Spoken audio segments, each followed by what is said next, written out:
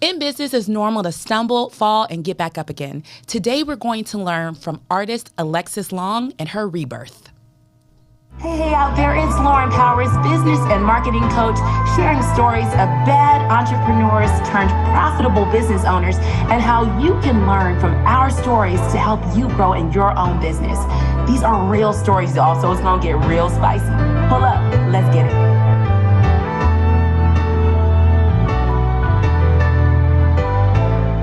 My goodness, in the studio today, I have a spicy little number right next to me. I'm welcoming my friend, my sister, my soror, Alexis Long. Yeah. Oh, Alexis. Hey, friend.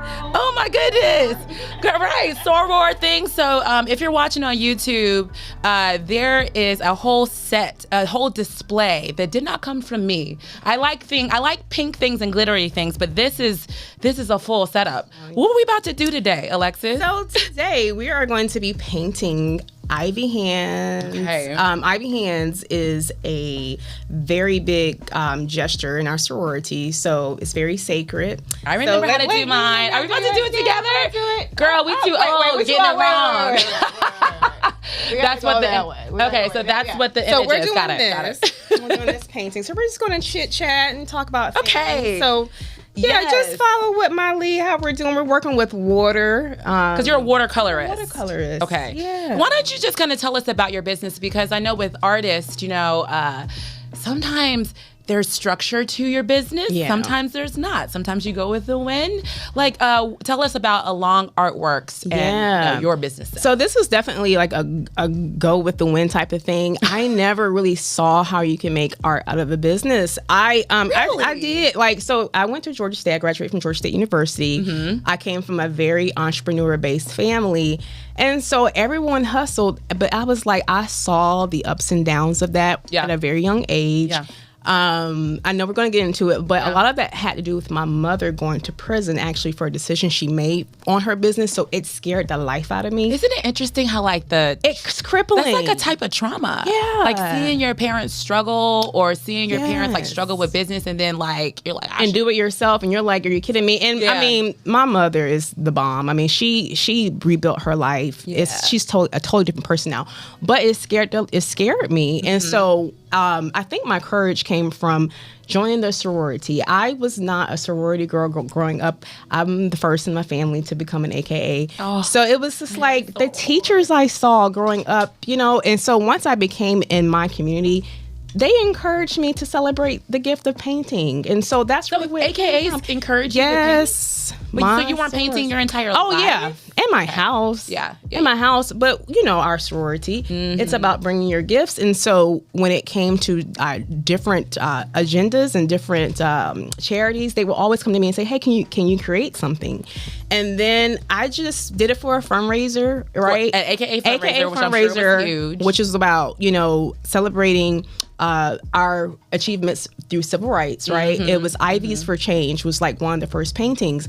I just did it in my home because, I'm learning now as an artist, like you're really a medium. That's really what it was. Them coming to me and saying, hey, Sora, can you do this? Yes. It actually sold, and this is like when Instagram was first. How much you sell that painting for? Girl, the paintings were like $90 a piece. I think we sold, it's an international print. Let me just say that. It's an international print. Uh-huh. So to your point, I didn't know how to handle this. I didn't grow up saying I want to be a painter. It was more so like use your talents and gifts. And because I wasn't set up for that, and because of the fear that I had, seeing what my mother, fail, it crippled me when I had started to see successfulness in my business. Yeah, and I'm like, but this is like nothing that I want to monetize.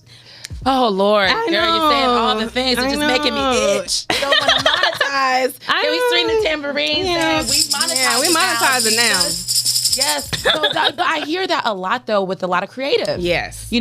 First of all, what's the base color? So the base color we're going to do, so you're going to do you on this painting, pink and green. If you want to go mostly pink, it's up to you. But I'm going to start with doing water on the brush, and I'm just going to saturate it. Is this water in here? No, it's not water. But you know what? We can for the easiness, right? We just pour it in there. We can share. Okay, so I'm going to make my hands, and then we're going to keep talking about. Yeah. And I really hope that those out there are creators, that are creative. this is a really interesting story about a rise of an artist. I mean, you were making. I'll let you get into the numbers whenever you want to, but like you were really living in your calling. I was living in my calling. I was able to leave my corporate America job. You're doing the background first. Yeah, I'm doing the background. What was your background before? Human resources. So you had a whole career. I had a whole career. Whole successful career. But it's something about when God taps you on the shoulder and you just don't know why you're doing it. So it was definitely a faith. I mean, you know why, because it's faith. Course. But I did not expect, Sora Lauren, the challenges that would come of someone like myself who has this gift, and this is definitely for all the creative people, creative kids, creative adults, you know, it's like, it's such an intimate gift that when it's almost like you want to make money off of this, it kind of makes you feel some kind of way because it's sacred. I know. You please explain that? Because so, you know, a lot of my clients are doctors, and doctors are the main ones. They never like, well, you know, I just want to heal people. I just want to help. We just want to paint and be homeless. No, see, that's the problem. See, that's what I can't do. So, so I started off my business. I was known, still am, the Greek painter, right? Yeah, it was a successful retail online store. I mean, he was killing the game. Killing it. This is when social media was out. This is when it was like a thing to buy online. Mm-hmm. But I wasn't anticipating, because again, I'm not thinking the competition, the people that were copying. Like, it's not intentional. No one would even think about that. Yeah, no one. But it just became very competitive for me to compete and make money. And again, I left my job. I had such a successful first 2 years. Let's talk about you leaving your job. Yeah. Like, I talk about this a lot on the show about, like, you got to be set up before you quit. Yeah, and I'm switching to brown, by the way, too. Well, you going too fast. I don't know how to paint, so just to like clue everybody in, I'm doing my background. Oh, you're doing good. Yes, but I'm also mimicking you. I need to be original. So, yeah, like that whole moment where you're like, I'm gonna quit. You left behind. I know where you was working. I know you was making great money. You are a very skilled individual. You have multiple degrees. So it's not like you were newly fresh out of college graduate. So you left something fairly cushy. I did. To go paint and not get paid? I did. Well, I was getting paid, you know, and that's what drew me out. But I didn't predict. I didn't plan, Lauren. I'm, you know, I just. Yeah. That success hit, girl. And it just, when it hit me, when things change, rules change, all that stuff. I mean, the things that we just, COVID. Hello, somebody. I know. I mean, the panorama. Yeah. And so what I have found, though, is this. What I do now is I paint out of love. Like, doing this with you, this is like, I do this every day. This is it's a form of communication. And like I mentioned before, like I like most people, I had a pretty traumatic childhood that just shut down my throat chakra, my communication. Yeah. I just turned 40. I know I don't look like it. You don't, actually. I thought it was the 30th, actually. But I am just now communicating. I told, you know, we have a mutual best friend, and I recently told her, I said, girl, it's like, you know, the cage bird that's singing now. It's finally, like, I didn't even realize. I mean, look at that you it was shut down. With all your pink and your tiara and your. Y'all gotta go to YouTube and make sure you check my friend out. You know, her pink. But yeah, so a lot of it was just healing. You know, when you talked about, so basically, long story short, I hit a period of depression. After I was like, this is so stupid. Why did I leave my great corporate America job in human resources, like, to go out and do this? God, you know, you go through it when you feel like God told you to do it, and then something happens. But it was a whole spiritual journey for me. And I think just to kind of jump in here with the learning moment there, because you were at a spot where income seemed to be, persistent, right? Mm-hmm. Between you going to regional events and workshops and conferences, you were getting commissioned by, the top leaders in the organization, and then you're getting commissioned for things non-related to, sorority life. So it's not to say you just jumped out with no parachute. Or do you feel like you actually jumped out with no parachute? Both, and I feel like, in order to create, paintings, right? Mm-hmm. Like, there's some paintings that I don't share, right? It's just my thing. But if you're talking about selling something, selling your babies, that's how my paintings were my babies, and I had to learn how to not be so attached. And that's a thing, girl. That's that pride, thing. That ego. Y'all heard me talk about that before. It's what killed the cat. It'll shut a business down. Yeah. So the great thing about our sorority is that, you know, they see the gifts in you. And so that's what happened. Yeah. Although my retail store, I had to close that down. I had to go back to work. And I love my job now. I feel like I am living in a dream because I am able to do both. Yeah. And it's like I can turn down business now. Like Absolutely. if something doesn't sit right. But now what I do is more so I help them to bring out the message. So it's more like group sales and so now we're the rebirth hasn't happened yet. Yeah, I'm sorry. So let's get back to, because, you know, people are listening to this because they could be dreamers or visionaries or creatives that have, you know, something stuck in their throat chakra, right? Or a message they want to get out and they're ready maybe to take the plunge. You did it. You actually used your talent to live. I did. That is 3 years. You lived off of your own God-given abilities for 3 years, and so much so you were able to leave your corporate job. But as we know, when you're not prepared, that's when you leave an opening for rock bottom moments. Oh, girl. Right? I've shared my rock bottom. Well, yes, I'm sharing my rock bottom moment. That's another episode. But I want to hear, at what moment was it like, oh shit. Oh my God. Because you know, when you're an entrepreneur and all the money only comes from you and that thing be on your back, baby, that bank account, and there's no other account to pull from or nothing. So describe to us, you know, while we're painting and vibing about, you know, what is that like for you? Give us as much detail as you want. Yeah, so taxes is one, you know, that ate it right on up. I think that not having the money, right? To pay your taxes? Just everything. Yeah. Taxes, bills. Yeah. I mean, I'm honest. I had to, this is heartbreaking, but it's the truth, and I'm saying this so that it can help somebody. You can think about this the next time I had to pull my daughter out of a very elite private school. That was probably the lowest, low. Girl, talking about like, you know, we do what we do for our babies, kids, right? Yes. And you don't want them to know or see. Oh, and I was God. living above my means, you know. Back then I was just ignorant. I just was like, this is so cool. I get to be an artist. And then and this was 2019, you know. I mean, I felt embarrassed. I felt humiliated. I had a strong support system and I had Jesus. Okay. Always. So that we, you know, and Always. really it didn't dawn on me until 2021 that this was all but preparation for what I'm living in now. And yes, it was hard. I almost died. I contemplated suicide, all that stuff. Ain't that silly? It's not silly. It's real. I look at it now, I'm like, that is so silly, but that's how bad it had me. No, but let's talk about that, because when we have businesses or, you know, our job, our career, whether you work for yourself or for somebody else, like, your identity is wrapped up inside of that thing. It was. And sometimes it's hard to separate. It is. And that's when you have to, you know, you recognize those. Hopefully you're at a point where you recognize that and you ask for help. Like, honestly, that's what was going on with me and Jamal, you know, in the gym. Like, there was a capability there that just did not exist. Yeah. So we had to hire a coach.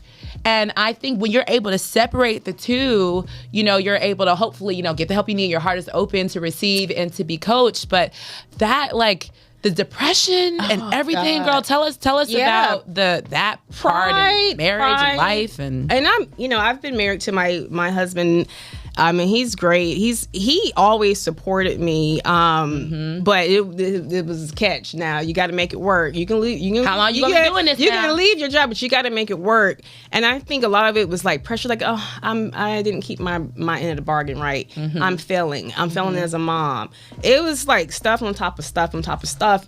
When you're a creative person, how are you going to create from that? So yeah, my business took a huge hit because not only did I hit a period of depression and disappointment within myself, and you should have known better. I knew better. Look at what happened to my mom, you know, this other stuff, you know, and I mean, the devil had me in a hole for a minute. I ain't gonna lie. But I grew up with the praying mother and a praying father, and that's what I leaned on.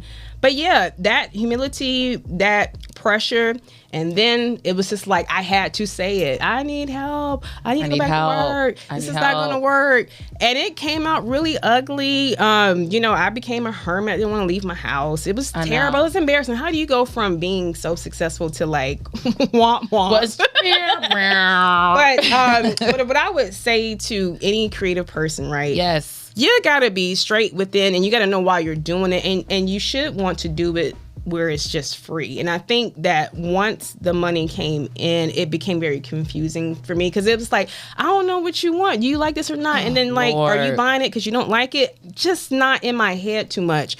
But that's just part of your question. It did. It's just part of the process. It's part of the journey. That's why like the name of the podcast is what it is. Because I don't know if it's possible to reach your shining glory moment without having like lost everything. Yeah. Because I know that there is a rebirth, and we're going to get into that in just a moment. But when you were going through that, how long were you in that rut? Because you were doing other things to make money. I was. You wasn't on the street hooking or nothing. No, I didn't go that far. I'm not posted if you need to. Pro tip. I didn't go that far. And I always had something going on. I mean, my sales weren't as high, but I always had, oh my gosh, my collectors, I am so grateful for them, because they were floating me. Like, they would support, they would DM me. They knew something happened without touching it too much. But they would be like, Sora, your paintings are great. Or can you do a portrait from my grandmother? Like, just different things. So that fed me. And I just did freelance. I was just open. And so I think that openness to where I was like, I don't know what I'm doing, and I need help. I need help. And just meditating and trusting that God, like, you brought me out here. All right, I'm on this island. I don't see no boat, but come get me, please. Come save me. And little by little, I mean, that I would probably say the hardest period was 2019 to 2021. In 2021, I lost my dad. So the interesting about this is, like, things were on the up and up. I got a new job, right? Yep. I have found this job that's great. My business is picking up. And then my father passed at the end of 2021. And I'm just like... And your dad is also an artist, and right? And my dad, I learned how to paint and create from my art. So you talk about, I just got a depression. And right now back it's like, and you have to handle all the things as a daughter. I lost my dad just the year before yours. And how can that not spin you into, a depression? Can't create, and now I'm starting a new job. So it truly has been a stretching. And it's truly been like, you need to be more open. You need to be more open to opportunities. It's not going to work out the way you think. And that's okay. It's okay. So now you've been through these moments, right? You were the top of your game when you were doing your thing with the events and the sorority stuff and all that.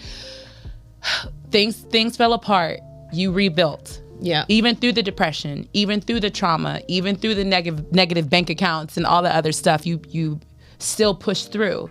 Got a job. See, that's another thing. A lot of people be ashamed to go back to work. Yeah, and my husband worked too. I mean, he paid the bills. He had to hold it down. Very stressful on him, but he had to hold it down for those 3 years. Yes. And so tell us about Alexis, because the Greek painters, I know that's not what you're going by anymore. You are Alexis Long. I am Alexis Long, the artist, the painter. Yeah. What do we have going on? Yeah. What is your transition moment now that we're not a bad entrepreneur no more, baby? I know. I hope not. I hope not to be on. Yeah. I hope to be a good entrepreneur. So, like, big vision. I want to open up an online school for kids to learn about African art and African American art.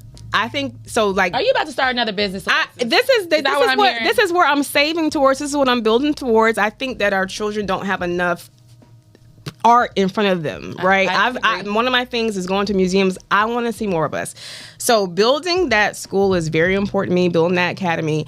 I think teaching people that there's another way of communicating, right? during that time, I painted every day. I painted every day outside. It was just me and God, right?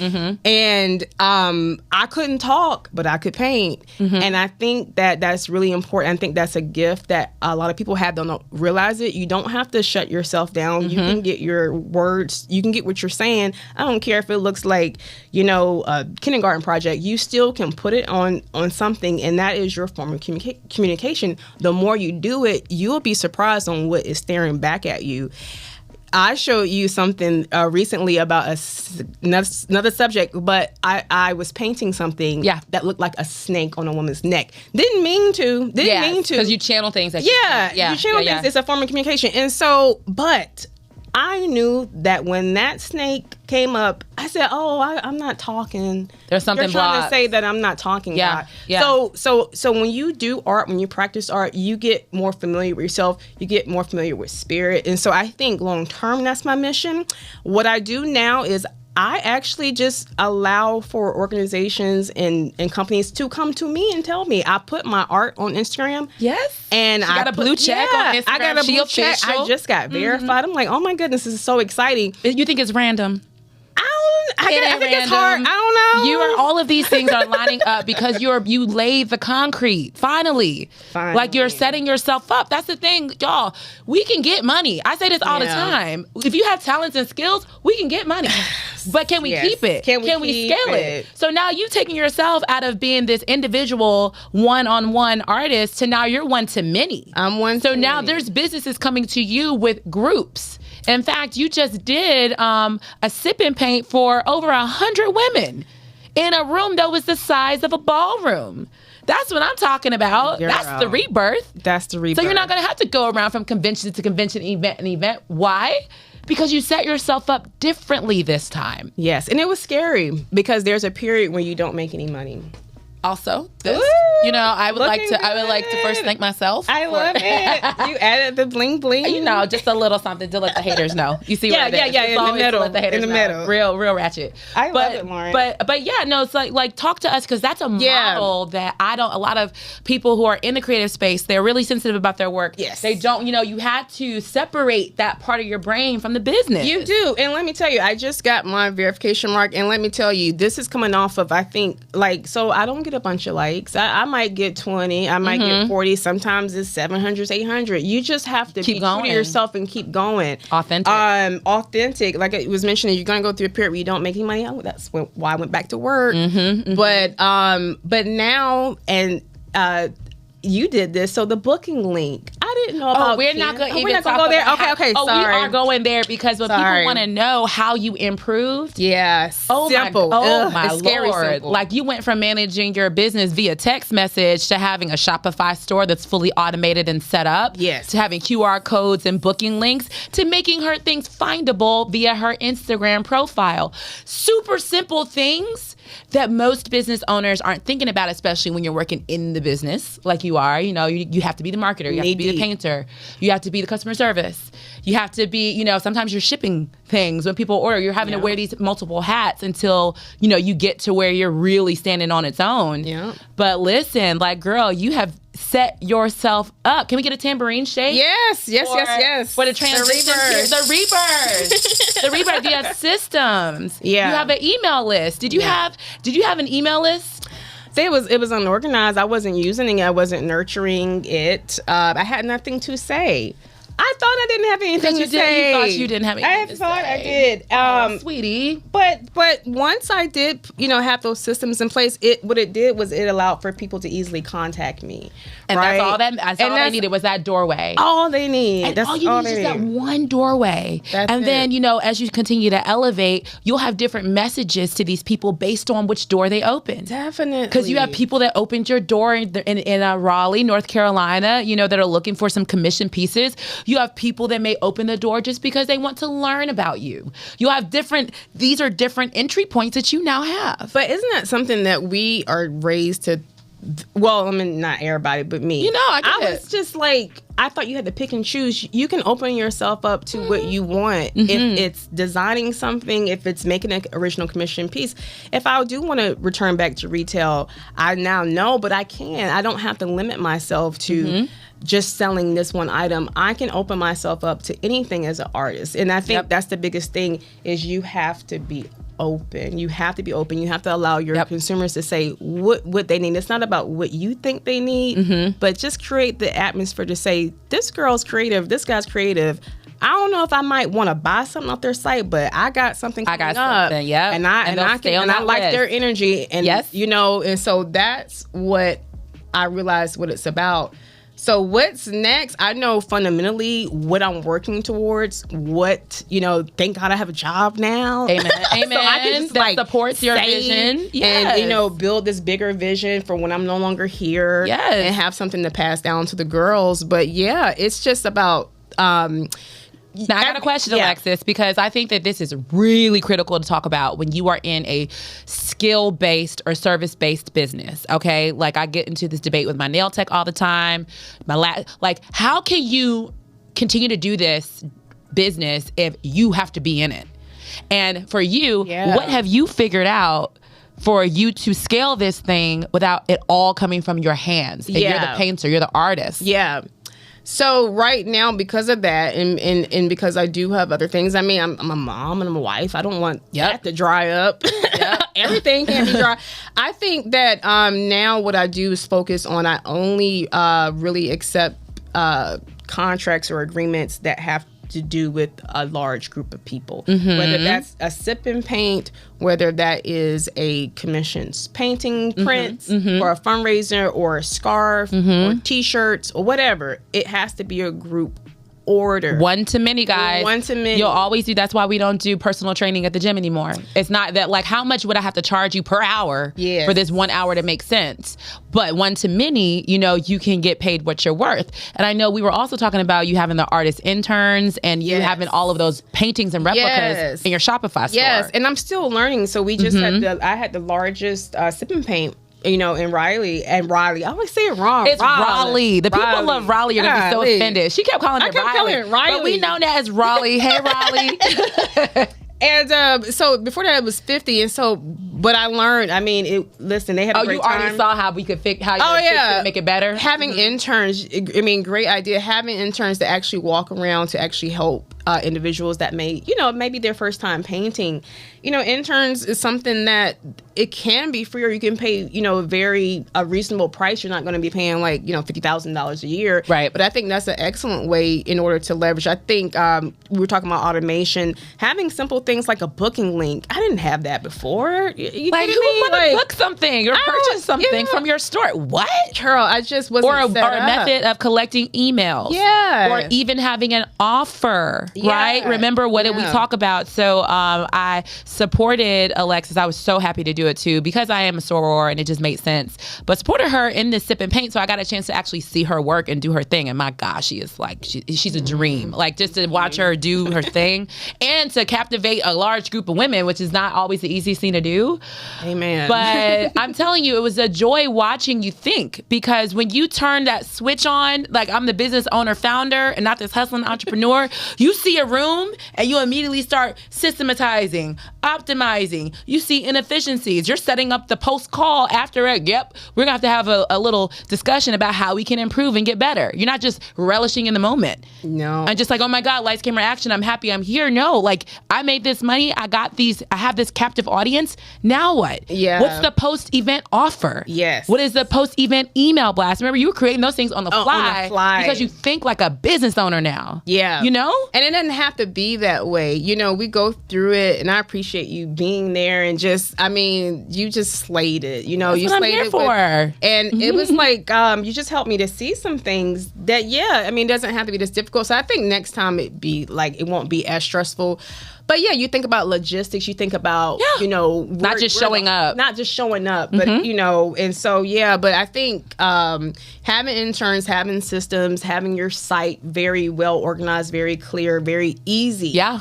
You know, even and trust me, I get it. Creative is like, I sell paintings, shirts, all this stuff. You just need to contain it. Yes. You need to contain it and have, like recently I used Linktree. You know, Linktree was something Your Linktree was fabulous. Thank you. I have never seen a better designed Linktree. Who knew you could have a video moving in the back? But guess what? It took me like 10 minutes to do. From your phone. From my phone. Come on. And now. I'm sitting here thinking I gotta hire I still do. Like, I still want a bigger vision for my website, but it's like, no, you need to get Linktree. You need to organize your stuff and make it easy for people to like contact, right? And so just things like that. As far as processing, when we do have large groups like we have going on now. Oh, you're still doing stuff. Well, let me add a razzle dazzle to mine. I'm sorry. And this little, you can do some glitter, some sparkle girls. Such a girl. But now it's like, you know, I have a team here that helps me pack, you know, shipping so that I still can keep my creative brain open. And again, it's like, I happen to work, so I don't have to penny pinch so much when it comes to that, because I know how important it is to be creative, so that when those calls do come in, I can say, because, you know, it takes time. The visions, it's not like, tell me what you got going on. I got the idea like that. You have to meditate on it. You have to, like I'm doing now, sometimes I'll take out time and say, let me sketch this out. Let me see if I can give them what they're asking for before I take their money. You know, look at you. You're thinking of all angles. Because all business is not good business. And you have to, and it has to feel good to you. It has to be something else that you can obviously replicate, get somebody else to help you do it. These are just all things entrepreneurs, individual proprietors oftentimes just don't consider. And I'm so proud of you for elevating yourself, leveling up your business acumen so you can get back to those multiple six figures, potentially from a side hustle. Literally. You ain't got to stop. You ain't got to leave your job. You ain't got to quit that insurance. You got to do none of that. Because you are setting yourself up to automate. All they have to do is go to your Shopify store, babe. And I think for artists, you don't think because it's a physical thing. Much like doctors and everything, you have to touch people. You don't think that you can. It's impossible. It's extremely possible. You can. I've done.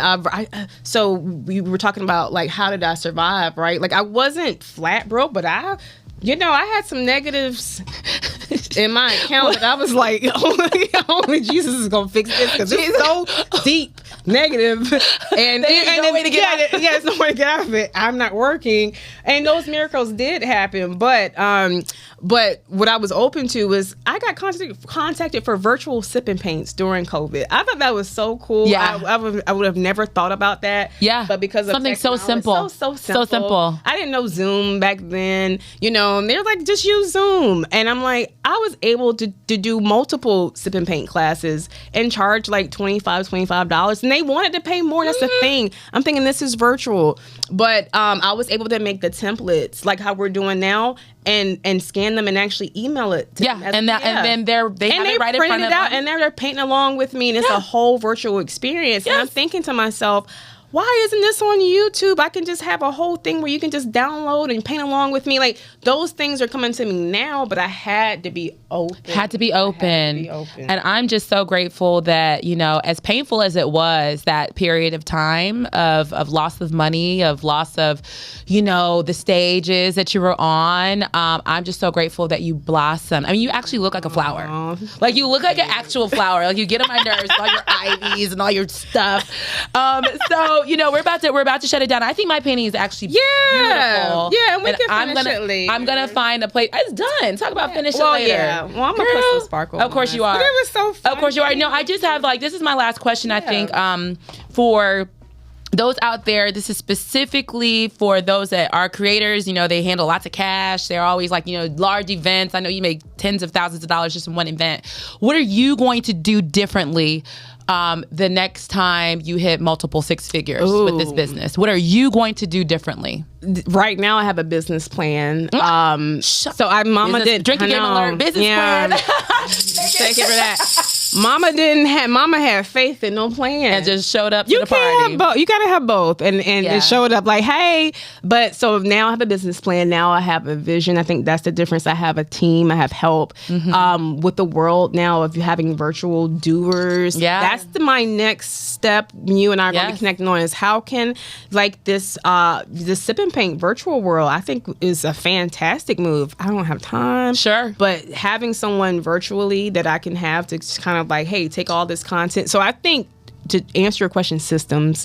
That's the difference this time. The systems learned mentors. I didn't have that. I wasn't open. I thought I knew what I was doing. So I'm not going to be a bad entrepreneur anymore. No. I'm going to be shake that tambourine. A good entrepreneur. You're gonna be good, girl. Yes. Excellent. Yes. So yeah, I will be investing into the future when I'm no longer here.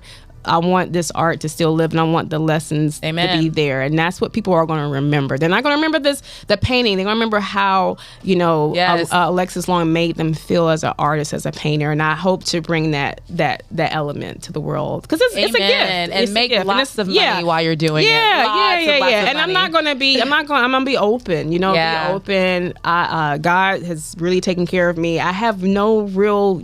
My thing is laying down this legacy. Right, that my father is no longer here. I got the baton.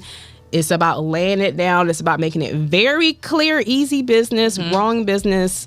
So yeah, when the money does come, as it continues to come, I'm putting it back into what makes sense and what's. And your legacy will not be a burden to your children. Your legacy will be something that they can either take, invest, go to college, be a foundation operator. That's what you're laying now, and I'm so proud of you. Thank you, guys. I want you guys to look for my friend Alexis Long at Long Artworks with the blue check because sis is verified on Instagram or alongartworks.com. Thank you, girls. Shake us a tambourine on the way out of here. So amazing. See y'all next time. Bye. The Bad Entrepreneur Podcast. After all, we can't run from my past. Talk about it. Bad Entrepreneur Podcast. Let's talk about it. The Bad Entrepreneur Podcast.